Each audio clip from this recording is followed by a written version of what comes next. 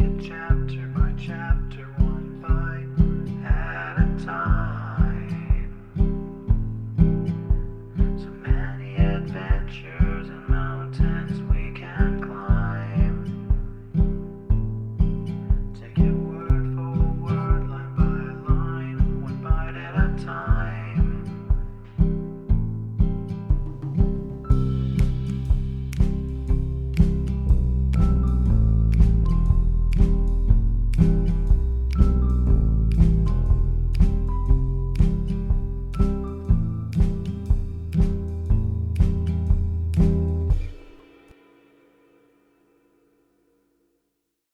Welcome to Bite at a Time Books, where we read you your favorite classics one bite at a time.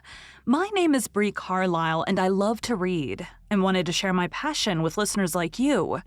If you want to know what's coming next and vote on upcoming books, sign up for our newsletter at biteatatimebooks.com.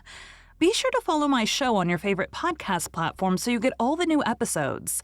You can find most of our links in the show notes, but also our website, biteatatimebooks.com, includes all of the links for our show, including to our Patreon to support the show and YouTube, where we have special behind the narration of the episodes.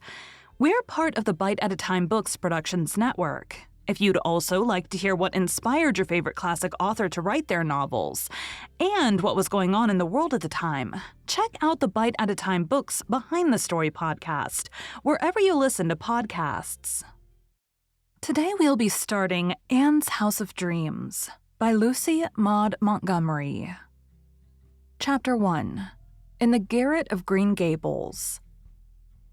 "Thanks be, I'm done with geometry, learning or teaching it," said Anne Shirley, a trifle vindictively, as she thumped a somewhat battered volume of Euclid into a big chest of books, banged the lid in triumph and sat down upon it, looking at Diana Wright across the Green Gables garret, with gray eyes that were like a morning sky. The garret was a shadowy, suggestive, delightful place, as all garrets should be. Through the open window by which Anne sat blew the sweet, scented, sun-warm air of the August afternoon. Outside, poplar boughs rustled and tossed in the wind.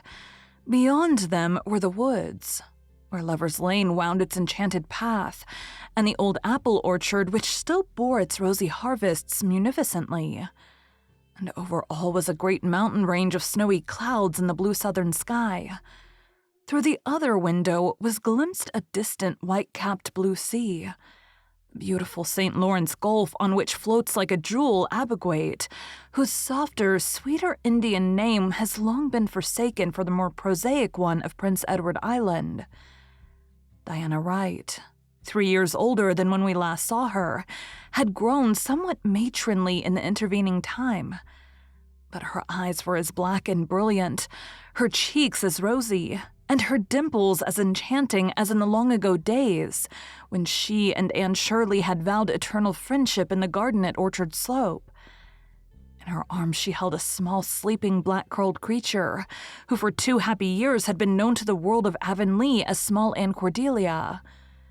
Avonlea folks knew why Diana had called her Anne, of course, but Avonlea folks were puzzled by the Cordelia.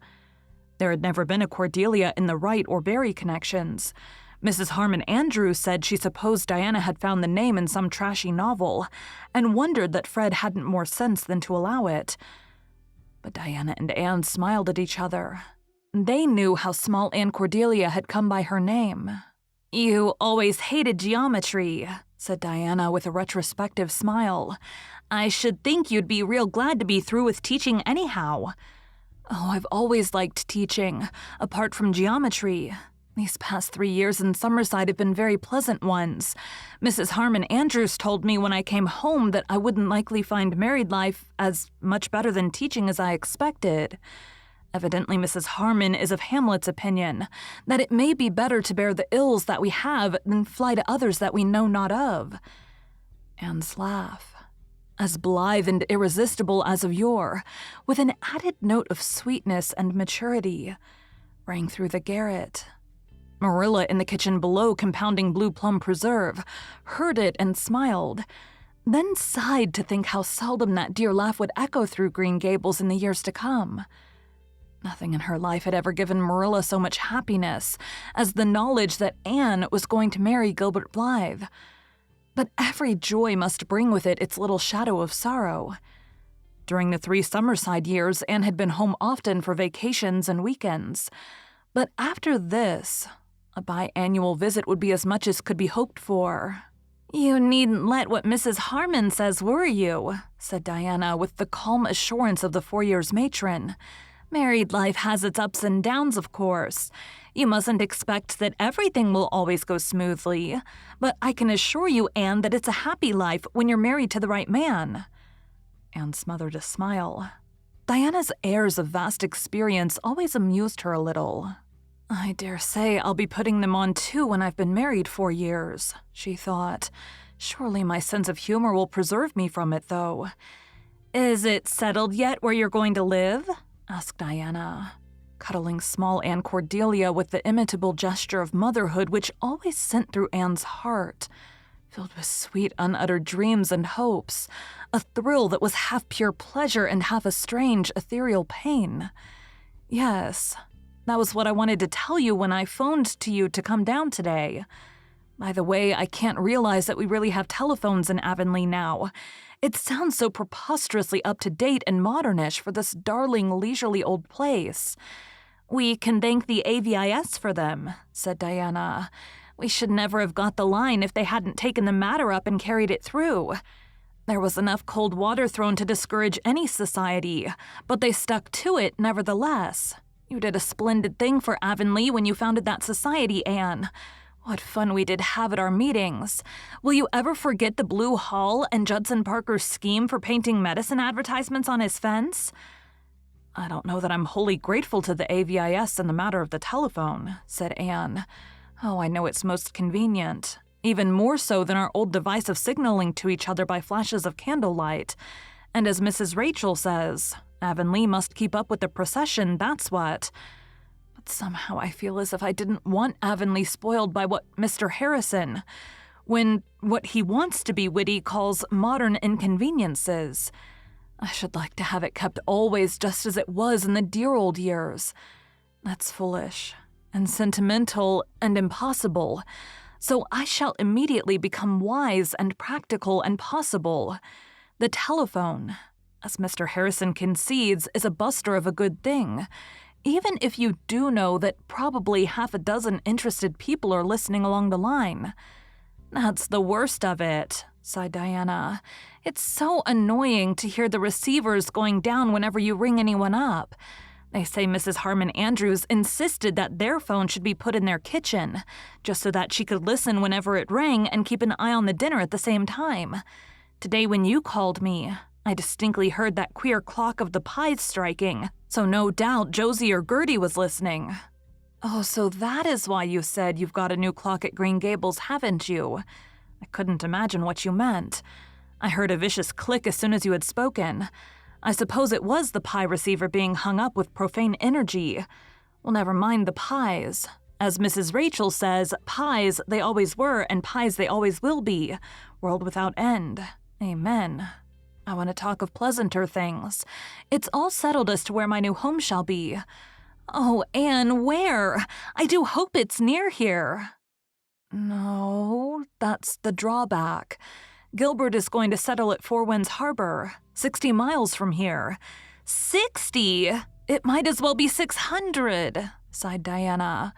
"I never can get further from home now than Charlottetown. You'll have to come to Four Winds.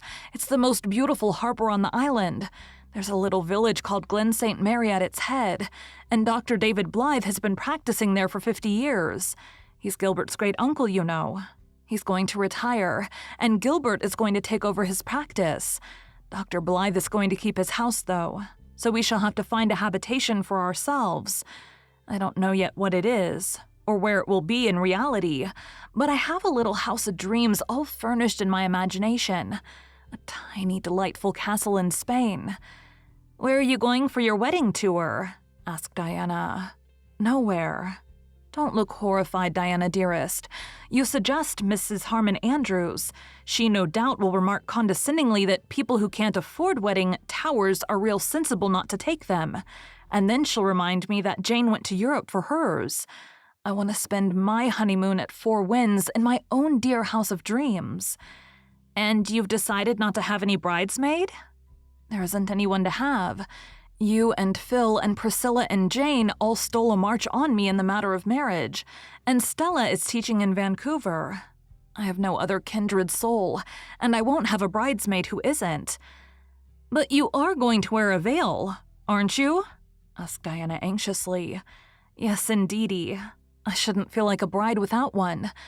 I remember telling Matthew, that evening when he brought me to Green Gables, that I never expected to be a bride. Because I was so homely. No one would ever want to marry me, unless some foreign missionary did. I had an idea then that foreign missionaries couldn't afford to be finicky in the matter of looks if they wanted a girl to risk her life among cannibals. You should have seen the foreign missionary Priscilla married. He was as handsome and inscrutable as those daydreams we once planned to marry ourselves, Diana. He was the best-dressed man I ever met, and he raved over Priscilla's ethereal golden beauty. But of course there are no cannibals in Japan. Your wedding dress is a dream anyhow, sighed Diana rapturously. You look like a perfect queen in it. You're so tall and slender. How do you keep so slim, Anne? I'm fatter than ever. I'll soon have no waist at all. Stoutness and slimness seem to be matters of predestination, said Anne. At all events, Mrs. Harmon Andrews can't say to you what she said to me when I came home from Summerside. Well, Anne, you're just about as skinny as ever. It sounds quite romantic to be slender, but skinny has a very different tang. Mrs. Harmon has been talking about your trousseau. She admits it's as nice as Jane's, although she says Jane married a millionaire and you are only marrying a poor young doctor without a cent to his name. Anne laughed. My dresses are nice. I love pretty things. I remember the first pretty dress I ever had, the brown Gloria Matthew gave me for our school concert. Before that, everything I had was so ugly. It seemed to me that I stepped into a new world that night. That was the night Gilbert recited Bingen on the Rhine and looked at you when he said, "There's another, not a sister."